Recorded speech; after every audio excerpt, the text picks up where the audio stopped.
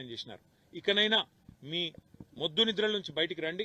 వెంటనే సంక్రాంతి లోపలే ఈ వర్కర్ టు ఓనర్ అనే పథకాన్ని స్టార్ట్ చేయాలి.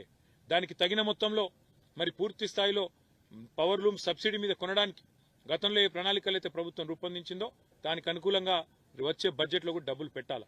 మీరు సంక్రాంతి లోపల లిస్టు ఫైనల్ చేసి ఆసాంలకు గనక మీరు లెటర్లు కేటాయించకపోతే సంక్రాంతి తర్వాత వెంటనే మా పార్టీ ఆధ్వర్యంలో సిరిసిల్లలోని నేతన్నలందరినీ ఇక్కడికి తీసుకొచ్చి నేత కార్మికుల్ని ఇక్కడ తీసుకొచ్చి ఎవరి కోసమైతే కేసీఆర్ గారు ఇంత పెద్ద కార్యక్రమం తీసుకున్నారో దాన్ని నిర్వీర్యం చేస్తున్న కాంగ్రెస్ ప్రభుత్వ వ్యతిరేక విధానాలకు నేతన్నలకు వ్యతిరేకంగా చేస్తున్న ఈ విధానాలకు నిరసనగా ఒక మహాధర్నా కార్యక్రమాన్ని ఇక్కడే చేపడతాం.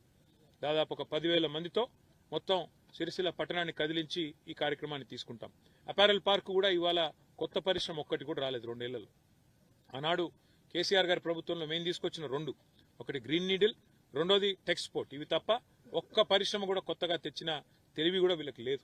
దాంతోపాటు ఇక్కడ ఈ మొత్తం షెడ్లన్నింటినీ కూడా ఈ రకంగా నిర్వీర్యం అయిపోయే విధంగా మరి గాలికి వానకు ఎండకు ప్రకృతికి ఇడిచిపెట్టి కనీసం మెయింటెనెన్స్ కూడా లేకుండా అధ్వాన పరిస్థితిలో వాళ్ళు ఏదైతే ఈ 400 కోట్ల ప్రజాధనాన్ని వృధా చేసే ప్రయత్నం చేస్తున్నారో వెంటనే ప్రభుత్వం మొద్దు నిద్ర నుంచి మేల్కొని ఈ విషయంలో ఒక నిర్ణయం తీసుకోవాలి.